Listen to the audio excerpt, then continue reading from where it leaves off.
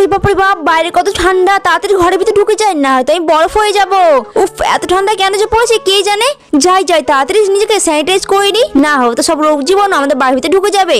এবার সুন্দর করে ড্রেসটা চেঞ্জ করে নি আর তাড়াতাড়ি আমি গরম পানিতে গোসল করে নি, কারণ আজকে যে আমার বয়ফ্রেন্ড আসবে তাই জন্য তো আমি অনেক খুশি।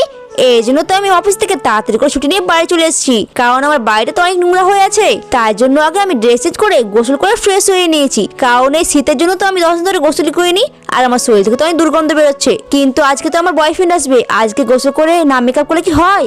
এই জন্য দেখো গোসল করে আমি সুন্দর করে মেকআপ করছি, যাতে আমার বয়ফ্রেন্ড আমাকে দেখে একদম ফিদা হয়ে যায়। কারণ আমরা আজ পর্যন্ত কেউ সামনাসামনি দেখা হয়নি, কারণ আমাদের পরিচয় তো অনলাইনে।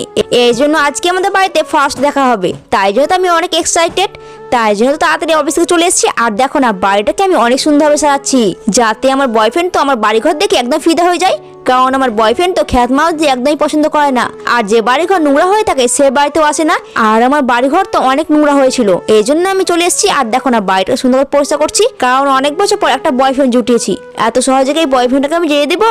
আর এখন যদি আমি কষ্ট করে বাড়িঘরটা পরিষ্কার না করি আর আমার বয়ফ্রেন্ডটা বাড়ি এসে দেখে বাড়িঘর এরকম খ্যাতা নোংরা হয়ে পড়ে আছে, তাহলে তো আমার সঙ্গে ব্রেকআপ করে চলে যাবে। তখন আমি কি করব?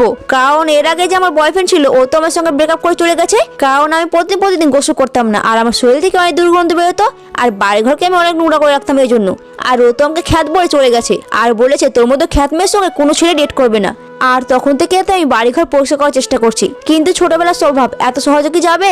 এই জন্য তো আজকে অফিস থেকে তাড়াতাড়ি এসে বাড়িঘরটা পরিষ্কার করছি। আর ছেলেরা যে কে জানে কেমন, একটু খ্যাত হয়ে থাকলে কি হবে তোমরাই বলো? আমি তো মাত্র 10 দিন পর পর গোসল করি, কিন্তু কে জানে ছেলেরা যে কি চায় আল্লাহ জানে। ও তো সবসময় ফ্রেশ চায় আর সুন্দরভাবে বাড়িঘর চায়, কিন্তু আমি তো সারাদিন অফিসে কাজ করি, অফিসে কাজ করে এসে বাড়িঘরে কাজ করতে পারবো তোমরাই বলো? কিন্তু আমার এই বয়ফ্রেন্ডটাকে তো হাজবেন্ড অব্দি নিয়ে আসতে হলে আমাকে কষ্টটা করতে হবে। উফ, কেন যে আমি মেয়ে হয়েছিলাম, ছেলে হলে ভালোই হতো, আমি তো গোসলই করতাম না, কিন্তু কি আর করবো। আর দেখো বন্ধু, তোমার সাথে কথা বলতে বলতে আমার বাড়িঘর পরিষ্কার হয়ে গেছে। এবার যাই আমার ওই বয়ফ্রেন্ডের জন্য কিছু ভালো মন্দ খাবার বানাই, কারণ আজকে তো আমাদের বাড়িতে মিট হবে। কি যে করি বন্ধুরা, তোমরা প্লিজ আমার জন্য একটা লাইক করো, আর তোমার বয়ফ্রেন্ড আছে কিনা কমেন্টে অবশ্যই বলে যাও।